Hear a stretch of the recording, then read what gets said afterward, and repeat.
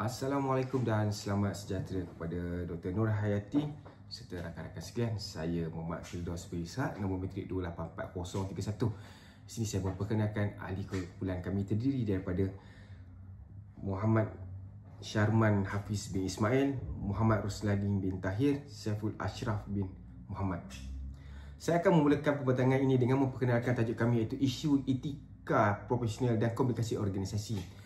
Komunikasi organisasi merujuk kepada bagaimana maklumat disampaikan dan diterima antara ahli dalam sebuah organisasi.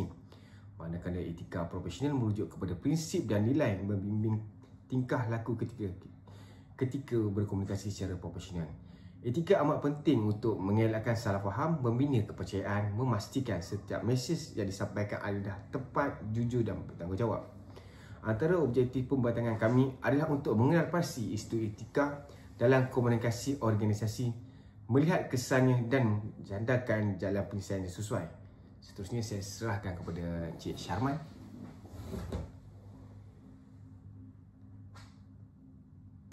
Jenis-jenis isu etika dalam komunikasi organisasi.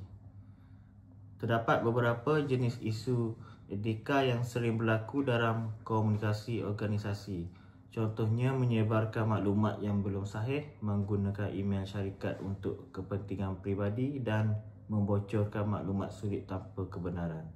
Sebagai contoh, seorang pegawai sumber manusia menyebarkan kabar angin mengenai isu disiplin seorang staf.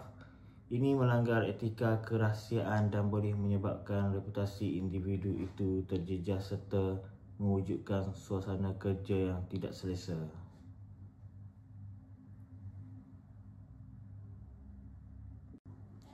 Implikasi dan kesan isu etika. Kesan isu etika bukan sahaja terhad kepada individu, malah boleh menjejaskan organisasi secara keseluruhan. Apabila komunikasi tidak bererti berlaku, reputasi syarikat boleh tercemar dan produktiviti pekerja boleh menurun.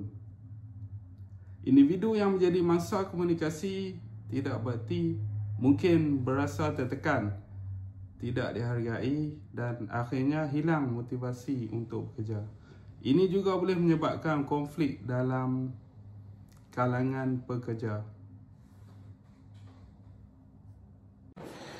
Cadangan penyelesaian dan penutup.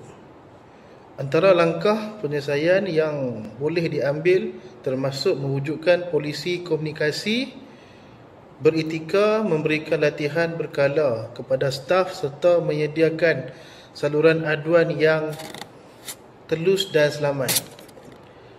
Pemimpin organisasi juga perlu menunjukkan tauladan yang baik dalam komunikasi mereka serta memastikan setiap pekerja mematuhi garis panduan etika yang telah ditetapkan.